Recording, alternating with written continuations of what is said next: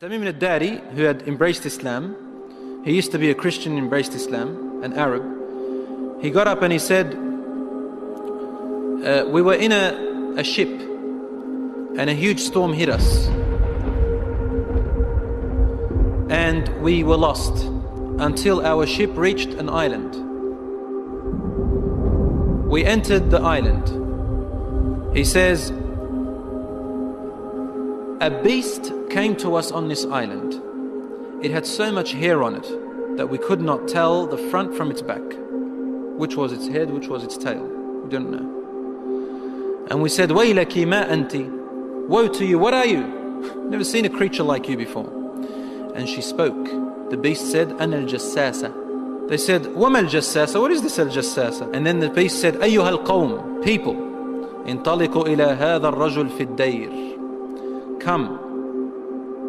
Come to this man who is waiting for you in a Dayr. A Dayr was known in those days as being like a place where people used to worship. And he said, there is a man who is waiting for your news anxiously. They said, we ran away from the beast immediately thinking it was a jinn. We entered this hut that was set for worship.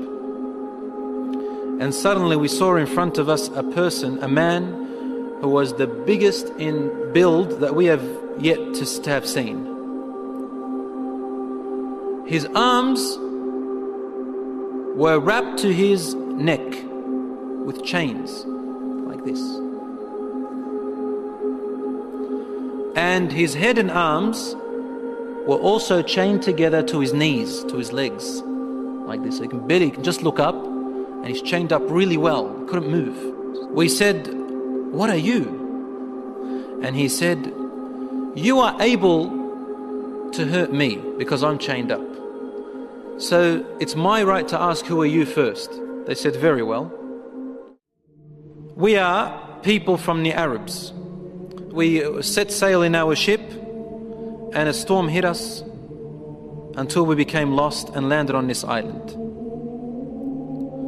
We came to this island and we found this beast that came to us that had so much hair on it, and it led us to you.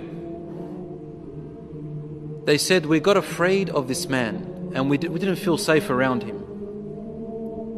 However, the man said to us, tell me about the palm trees of Baysan. Baysan is a city in Jordan. He wanted to know whether there were palm trees planted in there or not. We said, what do you exactly want to know about Baysan in Jordan? He said, I ask you, are there more palm trees and have they be filled with dates or not yet? They said, yes, it is full of palm trees and full of dates, more than many other places in what we know. He said, soon its palm trees and dates will become scarce. Will no longer give fruits. Today, really, in Jordan, dates are scarce now. It used to be in history abundance. Now listen. He said, now explain to me about Buhayra Tabariyya. You know what Tabariyya is? Which ocean, which sea that is? Okay, the Tabariyya Sea. It's also close to Asham. They said, what do you want to know about it? He said, does it have water in it? They said, yes, there's lots of water. He said, soon its water is going to go away. It's not going to exist anymore. And truly today, the water has gone drier than before. Then he asked them, he said, tell me about Zaghar fountain. Zaghar fountain, probably about 3 days journey if you wanted to walk away from Jerusalem, Bayt al-Maqdis, that's where that fountain is. So basically in what we call Israel today. They said, what do you want to know about this fountain? He said, well, is there a large fountain and do people plant a lot of vegetation around it and it gives a lot of water yet? They said, yes, it's got a lot of water and its people plant a lot. Tell me about a prophet who is ummi, who is illiterate, cannot read or write. What has he done? They said he has come out in Mecca and now he lives in Yathrib, in Medina. He asked them, have his people fought him? They said yes. He said, what did he do? They said, he was driven out by his own people. But he went to another Arab, the Yathrib people and those who embraced Islam with him, and they obeyed him. This man said to them, really? Has that really happened? They said yes. He said, أَمَا إِنَّ ذَاكَ خَيْرٌ لَهُمْ أَن يُطِيعُوهُ. He said, behold, it is better for those people who obey him to keep on obeying him. He's actually supporting the Prophet ﷺ. وَإِنِّي مُخْبِرُكُمْ عَنِّي. Now I'm going to tell you about myself. إِنِّي أَنَا الْمَسِيحِ. I am Christ. Isa alayhi salam. وَإِنِّي أُوشَكُ أَن يُؤْذَنَ لِي فِي الْخُرُوجِ فَأَخْرُجْ. He said, now very soon, based on the signs you've showed me, I'm going to be given permission to leave and I'm going to come out. فَأَسِيرُ فِي الْأَرْضِ. I will walk throughout the land.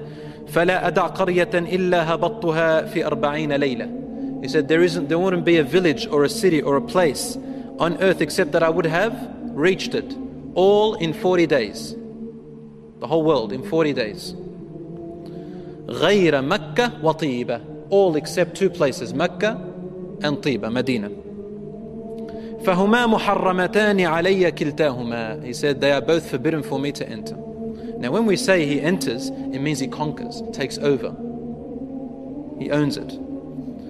كُلَّمَا أَرَدْتُ أَنْ أَدْخُلَ وَاحِدٍ. He goes, every time I wanted to come into one of them, an angel will stand guard holding a sword, and he will prevent me from entering Mecca and Medina. Rasul sallallahu alayhi wa sallam started grabbing his stick and sort of he put it close to his hip, sallallahu alayhi wa sallam, and then he began to bang, to hit the ground with it like this.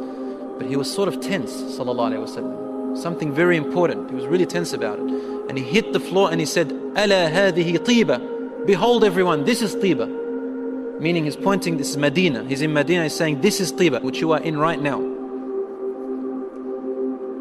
He said, didn't I tell you that this man will come out and not be able to enter this land? They said, yes, Ya Rasulullah, because he had told them a lot about it before. He said, the hadith of Tamim and al-Dari, wallahi, amazed me as he told me about him. Because it's the same as what I used to tell you about Mecca and Medina. Behold, Dajjal is somewhere near the oceans, on an island somewhere towards the east of Medina. Somewhere there, he said, in one of those oceans. Min qibal al-mashriq ma hu, towards the east somewhere. So even the Prophet ﷺ doesn't know exactly where he is, but in that direction. So it's close to the Middle East at the moment.